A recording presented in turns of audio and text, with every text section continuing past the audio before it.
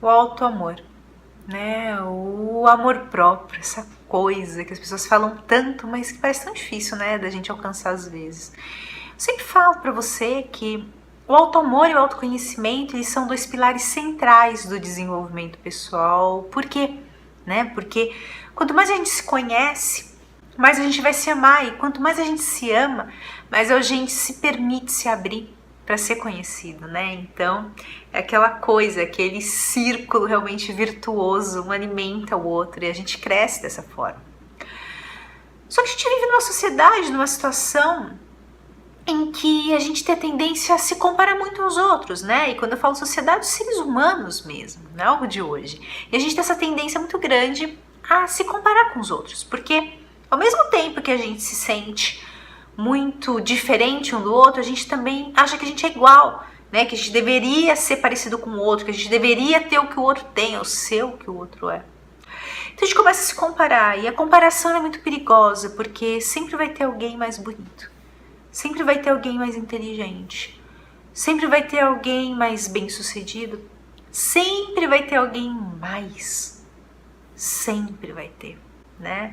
Mesmo até porque essas avaliações elas dependem muito do ponto de vista. Então sempre vai ter alguém mais. Você sempre vai sentir falta. Você sempre vai sentir que não é o suficiente. E nesse processo a gente entra na questão de que a grama do vizinho sempre parece mais verde, né? Sempre parece que o corpo é mais bonito, a vida é mais cor-de-rosa, o trabalho é mais bem remunerado, os relacionamentos são mais incríveis, porque a gente só olha a superfície. A gente tem essa visão muito limitada aos 5 sentidos, aquilo que eu observo. Agora pensa comigo, eu tô aqui falando com você. Você não sabe o que está acontecendo no apartamento ao lado ou na casa ao lado. Então você imagine, se você não sabe o que acontece ali dentro, ou não precisa nem ir longe, se você está dentro de uma sala, você não sabe o que está acontecendo na sala ao lado, separado pela parede. Então você imagina se a gente vai conseguir saber o que acontece na vida dos outros, no interior dos outros. Então a gente tem essa tendência também muito grande em focar nos nossos defeitos, sabe? E no defeito também do outro, no defeito do mundo, né? O grande vício da nossa era, o que é? É a reclamação. Né? Não é o fumo, não é o açúcar, é a reclamação. A reclamação, ela forma comunidades, né? Forma grupos de amigos que se sentam para reclamar, que se encontram para reclamar. E dá até um status, né? Você tendo que reclamar e junta, é como se fosse um vespeiro. Né? Vai chegando gente, quando você vê, vocês estão reclamando. É realmente um vício, né? O vício da nossa era. E nisso a gente vai focando nos defeitos. A gente começa, do mesmo jeito que a gente começa a se exercitar tanto para ver os problemas do governo, para ver só os defeitos do governo, só os defeitos da nossa cidade, só os defeitos do nosso país, só os defeitos do meu trabalho, só os defeitos dos outros, eu também começo a ver meus defeitos. Também começo a focar mais nos meus defeitos, né? E aquilo cresce. Então, um grande desafio para a gente é começar a focar nas qualidades. Não apenas do país, do outro, do trabalho, dos amigos, mas nas minhas próprias qualidades. E em alguns momentos é muito difícil, porque a gente está tão voltado para o eu estou tão preocupada com a minha dor, ou com o que eu sinto, ou com o que eu preciso, que eu não consigo nem ver o que eu já tenho. Então, o que é maravilhoso, gente? É uma ferramenta maravilhosa que poucas pessoas utilizam. É o trabalho voluntário. Se você sente tanto que você, de repente, tem alguma limitação, por que não fazer um trabalho voluntário com pessoas que efetivamente tenham aquele desafio, aquela limitação que você sente que você tem? Para você ver como que é. Sabe, por que não estar perto de pessoas que efetivamente têm aquela situação? Você se sente muito só. Por que não ir fazer um trabalho num orfanato ou num asilo em que, né, muitos dos idosos são lá abandonados? Porque você se sente só.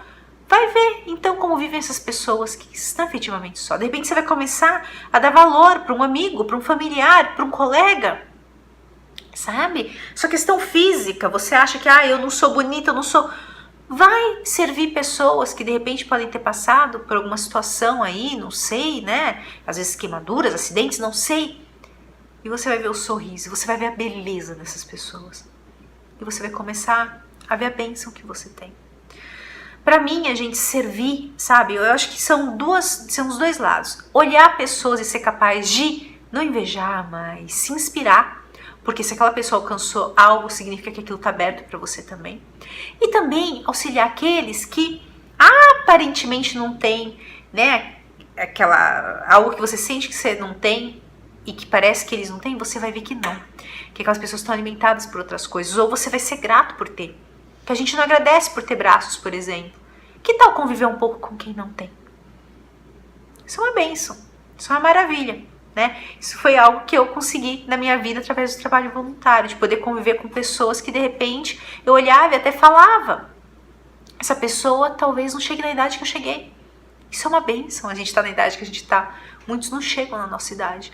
15 anos que seja, 20, 25, 30, muitos não chegam.